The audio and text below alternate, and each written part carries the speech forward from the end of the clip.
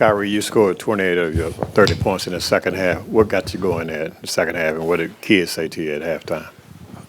He didn't need to say anything to me at halftime. I don't think much needed to be said in general. Just because it was a tie ball game, I felt like we were playing pretty well.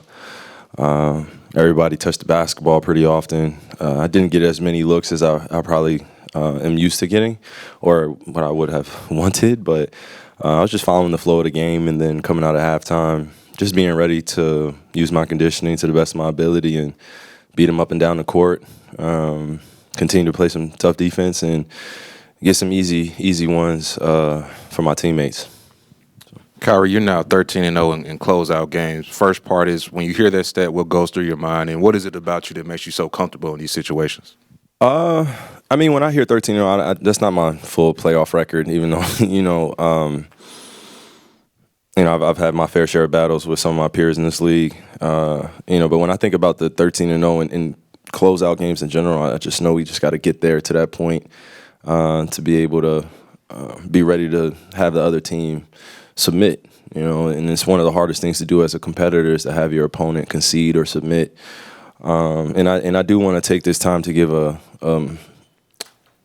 respectful shout out, and also show my respect to the Clippers organization and the players that we went up against, my peers. It's always fun, and they got me better. And I told them that after the clock went on zero, I just thanked each and every one of them for getting me better and challenging me, and doing all the things that you would want as a competitor. So it was healthy, this series, just for us to continue to grow as a team, continue to develop what our identity will be moving forward. And you just got to relish in those moments where you get a chance to go against some of the greatest in the world, and you're in Game 6 on your home floor. The record doesn't mean anything when you go out there. You still got to finish the job. So that's what I was thinking. Kyrie, Coach Kidd discussed your perception in the past, and he had nothing but positive things to say about you. You've become like a fan favorite already in Dallas. Just what does that mean to you? Just the fans just embracing you here so far? I've been in this league for a while now, so I'm just grateful for those that have been with me since the beginning, and those who are still rocking me now. All the new supporters, I'm grateful for them. It's a whole new generation that's watching me now, so I'm aware of that. Very responsible with what I say and what I do and how I approach my day-to-day life. And as a young person, I can say this, I wasn't really thinking about any of that. I really didn't have the understanding of who I was as a person to myself, and I had to figure that out. And then what you're seeing now is just a version of me that I'm proud of. I look at myself every day in the mirror. I give myself affirmations, and I meditate, I pray, and I'm just more consistent with my daily practices to help me stay grounded and balanced. And part of knowing who you are is knowing where you come from. Been on a spiritual journey, figuring out who my mom's side of my family is, figuring out some family members from my dad. So basketball was, sometimes not the priority, but I was in season. So then probably things got mixed up emotionally, and I think people prejudged me without knowing who I was and knowing who I am, and not really knowing where my family comes from. And all that is just part of the process of growing up in this world and growing up in life. So it's no time to blame anybody or hold grudges. I just look at it as an opportunity to help the next generation see that you can make it through the fire and still rise like a phoenix. So, hey, Kyrie, a lot of your game is talked about on offense, but your defense, 2 blocks, 2 steals. Coach Kidd, before the game, he talked about your competitive nature, being willing to take those challenges, like tonight in a closeout game, guarding James Harden. What does it say, and what is your assessment on your defense and how important it is to your game? Yeah, I think I'll echo kind of the same sentiment and statement I had the other day of just some of the best to ever play the game are recognized for doing it on both ends of the floor. And in order to make an impact on the defensive end, you have to be well-conditioned, and you have to have that extra gear to be able to be able to guard the best of the best. To make the best of the best miss, you have to make them feel uncomfortable. You have to know tendencies. You have to study the game of basketball, and you also have to appreciate their greatness and not disrespect them.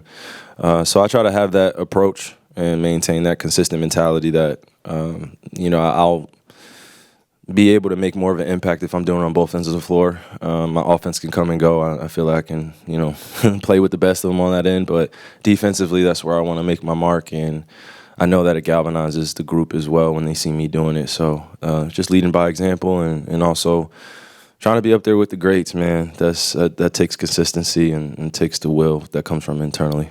Kyrie, 2 quick ones for you.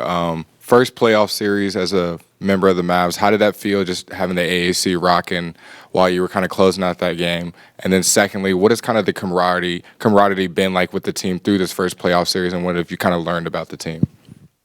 Yeah, I genuinely believe that, we grew closer as a group, not even just playing games. We did a lot of things off the court together, and we have a relatively young group as well. They're all pretty much around the same age, so they like the same things. They listen to the same music. They enjoy playing video games. They love doing the little things that, kind of make them happy and keep them grounded. So for me, I've had to come to understand that this is a different era. I'm a different leader in a different era now, so I have to approach them a little bit differently to get the best out of them. And once I was able to do that, then, I know they're all self-motivated, so I just try to give them that encouragement, that positive reinforcement that they're doing the good things, and also push them to do more for themselves, to push past what their potential is right now. So sometimes they can't see it, but you got to challenge them in a healthy way. So I feel like I've done that alongside the coaching staff, and Jay Kidd's been great, and just coming in and having these man-to-man talks that we need sometimes. Even though we have women in the locker room too, our women are allowed to have a voice too. I just want to make sure that. But we have these conversations where it's just honest, and we need that. And to answer your first question, AAC was definitely rocking. I remember Maxey hitting, I think, 3 tonight, and I had never heard it that loud in there. So it's just to see the fans' reactions, to see them appreciate the game of basketball and also their home team. It feels good, and you feel right at home, like, just playing well. And even when we're not playing well, they still try to give us energy as best they can. Just knowing other fan bases that I've been a part of, it could get real toxic. So, here I think there's a good balance, and they like to protect their players. A lot of great players will come through here as well. So it's not like they haven't seen greatness before. I just think I'm in my era right now where we have a great team, and we should appreciate that and not take it for granted. Kyrie, there in the fourth quarter, you hit the 3 over PJ Tucker. It seemed like you wanted to break him down before you did that. But what did you see in that matchup in that moment? And I know you were already up, but what did that moment do for your team? Oh goodness, I was, I was laughing with the guys after I hit that shot. I don't even think I watched it go in, fully once it left my hands. I saw I got fouled. I fell to the floor. Then I was on the floor looking, kind of squinting and seeing if it went in, and just seeing my teammates' reaction and them pick me up. That was the best part of it. We knew that was kind of like the dagger in the series, and we were already up, but just those exciting plays that, momentum shifters mean a great deal. And we were already playing hard on defense, so to be rewarded on the offensive end where guys can get rest and then we get back and continue to play out the game until the clock's at 0, it's a big deal for us. So, I think you're seeing a group that's really selfless, and we want to celebrate each other, not just on the big shots, but the small wins, doing the little things, diving on the floor, picking our guys up. And I think if we stay on that trend, we'll do well for the rest of these playoffs. Kyrie, a lot of times after games, Jason will come in, and then you'll come in later. And you guys don't necessarily say the same thing, but it seems like you're on the same wavelength.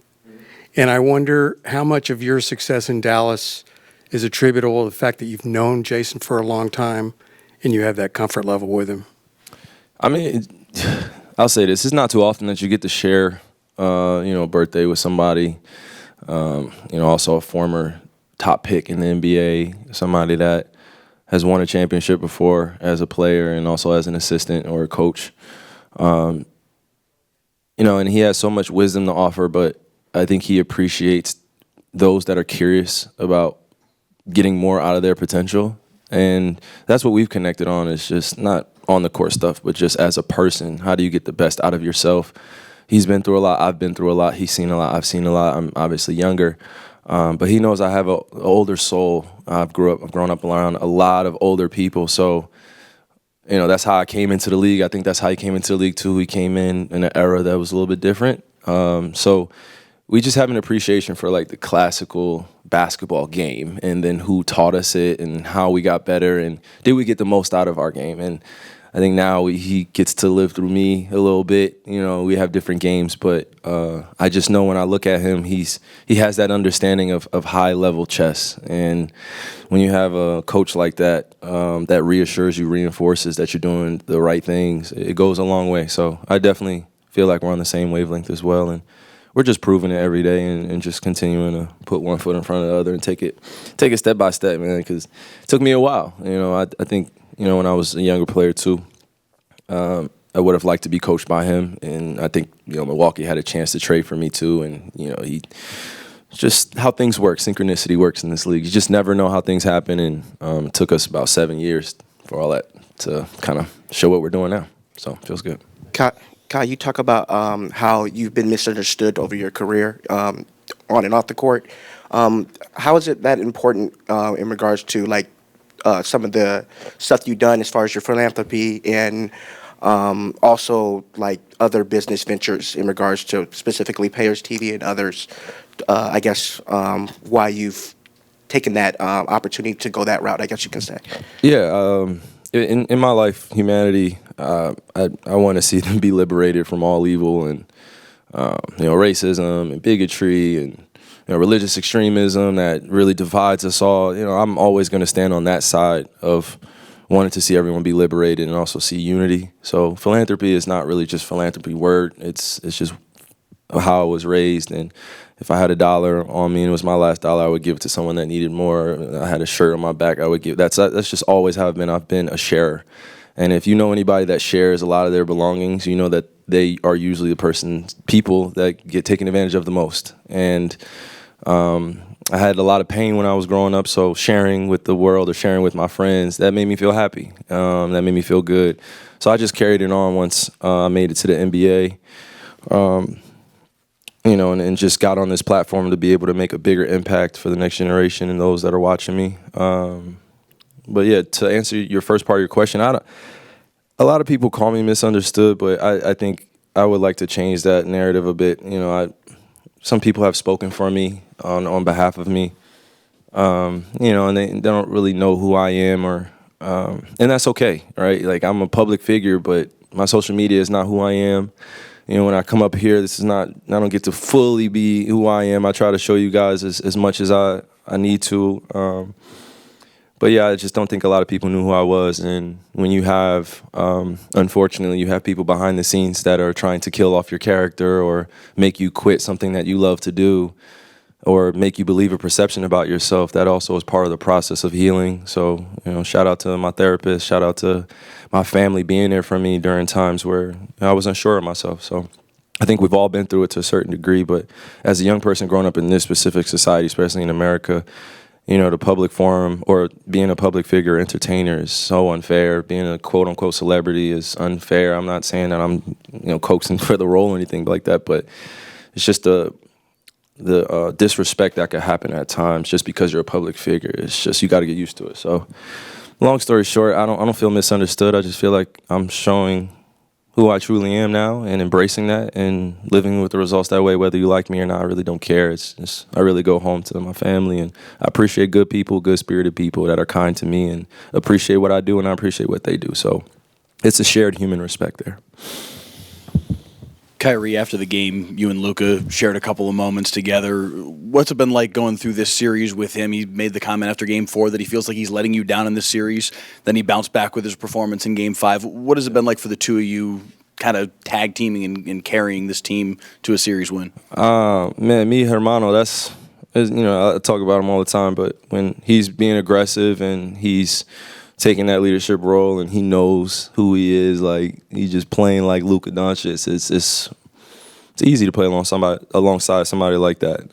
But you also have to be sure of yourself, because when someone's that special, it's easy to kind of fall into kind of that secondary role. And there's no primary or secondary. We're one team. We succeed together. We fail together. And that's always been the MO since the beginning of the season. Just, you know, we're a team, and everybody has a specific role. Everybody has that skill set that they bring to the team. Just be the best version of yourself. So when me and Luka get it going like that, it just feels good. It makes the game a lot easier. And then off the court, I mean, you know, 25-year-old kid. So, you know, do my best to make them smile and have good energy, and also, you know, new father. So just try to support him in other ways. And on the basketball court, it just looks seamless.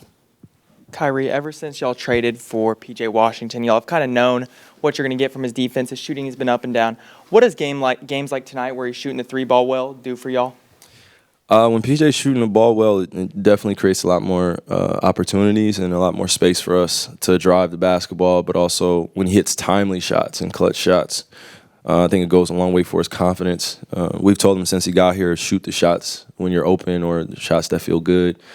We don't really care about the percentages. We just want you to have a good foundational base on your jump shot and believe in it and have that confidence, and the rest will handle itself. We have enough scorers on this team, but when you're wide open, shoot the shot with confidence, and we'll keep crashing for you and we'll keep feeding you the basketball, but just keep doing the little things to get us these wins. So, Thank you. Yes. Thank you. Yep, appreciate you. See you next series.